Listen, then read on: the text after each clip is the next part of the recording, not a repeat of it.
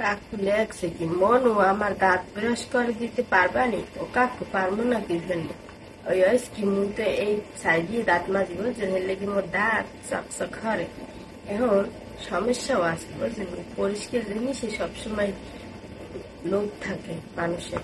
এখন এই পোকে রয়েছে এই অবস্থা বুঝছেন, পোকে কিন্তু আমার দাঁত খাই ফেলাইতে আছে, সমস্যা আছে। যাই হোক, তারপর আপনি যখন বলছেন আমি এই গুগল করবো না, কি কর? হ্যাঁ, এই যে কি কর আমি ওই কি প্রথমে এগুলো এগুলোর মধ্যে এই এই আছে না, এই সোগা সোগা এই দিয়া পাইলেরই মাঝি বুঝছেন।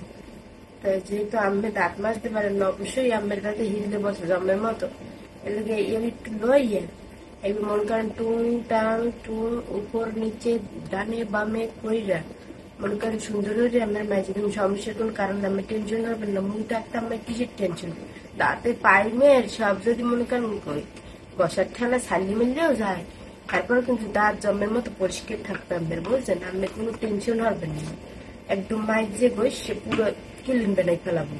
আর মনে করেন বিদেশে কাম হলে সব মনে করেন ফ্লোরেক্স আছে না, ফ্লোরেক্স দিয়ে পরিষ্কার হলি তো জমের মতো সাদা উঠে যায়। একটু একটু কাপড়ের উপরে যদি একটু দাগ পরে না, ফ্লোরেক্স মারলে এখন ফক ফকা হয়ে যায়, এই চকচক হয় বুঝছেন। কোনো সমস্যা নেই, আপনি টেনশন করবেন না। আপনার যদি মনে করেন গোষ্ঠীর মধ্যে আরো কেউ থাকে যে 6 মাসে দাঁত মাজে না, পরিষ্কার হইতেছে না, এবং দাঁত মাজে তার দাঁত কোনোভাবে পরিষ্কার হইতেছে না, সমস্যা ভুগতে আছে একবারে, হেয়ে মুর্দার লইয়ে আসবেন বুঝছেন। ওই এককালে মনে করেন যে বসে মাইজ দিয়ে একবারে সাদা দপদপি বানাই ফেলাম, কোনো টেনশন নেই। আমার দাঁত দেখছেন ওরে সোভার আল্লাহ চকচক করে বুঝছেন, কিন্তু সমস্যা আছে, ওকে ধরে ফেলাইছে এক্সেস, ওগুলো হচ্ছে দুনিয়া খারাপ বুঝছেন। একফির যদি ধরে না এইবার আর কিন্তু কোনো ধরনের বাসন নেই। ওকে একটা দাঁত ধরছে, দাঁতটাই দিয়ে ফেলেছে, ওক শুদ্ধ হালা ফালারা কুমির দিয়ে খাবে আমার। এখন আপনাদের আসলে যারা ওই গিদের হ্যাঁ দাঁত মাত পোকে খায় না, ওই মগুদাসে ওই এই এক আপু আছে বুঝলেন, হ্যাঁ দাঁতে হিদলে পড়া 6 মাসে মাজে না। ওরে সুবান আল্লাহ, একটু দাঁত পুহেও ধরে না, কিছু না, এককালে এক কথা কইতে লইলে মনে করেন যে দাঁতের উপরে যে হিদলে হ্যাঁ দেখলে আপনি দৌড় বুঝছেন, এইরকম একটা অবস্থা। তা ওই কইতাম হোক তুমি দাঁত মাজো না দি, তোমার সমস্যা কি?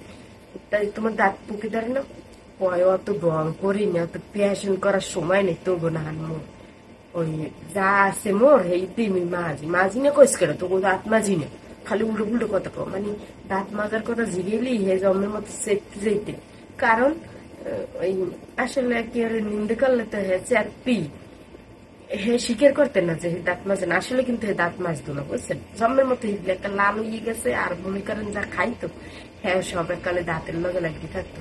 তাকে আপু তুমি এদিকে তোমার একদিন মুই দাঁতটা মাজে দিব মানে নারকেলের ছোলা দিয়ে বুঝছো, একদম পরিষ্কার হয়ে যাবি আমি। এই একটা জন্মের মতো ছেলে বুঝছো, খামার দিয়ে মরে উড়ে গেলেছে।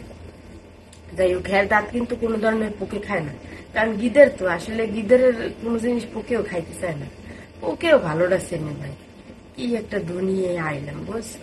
ও মোরা মনে করি কিছু বুঝে না, কিন্তু পোকে কিন্তু ভালো কিছু চেনে বুঝছো। ওরা পরিষ্কারটাই খায়, তা পরিষ্কার হওয়ার যখন তুমি, তোমার কোনো সমস্যা নেই, তোমার এই সোগা দিয়ে একবারে সুন্দর রেড হয়েছে, এই স্টিলের সোগা, স্টিল স্টিল একটু মনে করো যে গুনার সোগা গুনা, এই একদিন মনে করো যদি ঢলা দিই তোমার এই পায়ের মেয়ে ওই সমস্যা যাইলেও সমস্যা নেই, কিন্তু তোমার দাঁত চকচক হবে, তোমার কোন টেনশন নাই। আমি তোমারে এই করে দিব বুঝছো। আইসে দাঁত পরিষ্কার করতে আইসো কার দ্বারা শুননা, তোমার তো কলজে বলছে ও পরিষ্কার করে ফেলাম বুঝো নাই। আপু তুমি কি মনে করছো? আইসে মুই কি বিরাজ করার মানুষ, মুখ দ্বারা এসে বিরাজ করতে, তো কেমন হইলো বিরাজটা, ভালো হয়েছে না? এইরকম করে ট্রিটমেন্ট নিবো একবার, ঠিক হবে জন্মের মতো। দাঁতটা মাজতে পারো না ভাই, তোমাকে ভাত খাওয়ায় কেনা, তোমাকে ভাতটা দেয় কেনা, হে একটু খুঁজে বাই করার লাগে বুঝছো। যে তোমার ভাত দেয় হে জানি কত আলিশা আল্লাহ মাবুদ জানি, হ্যাঁ দাঁতে জানি কত হিট দেয়, ইয়ে হয়েছে কাহিনী করলো আমার দ্বারা এসে দাঁত মাজবে। দেখছো কি দিয়ে দাঁত মাজি তুমি একবারে চিরু তোরে পায়ের মেয়ে ফসে মসে যাবে। মানুষ কি এমন একটা মানুষ, বাবা রে বাবা।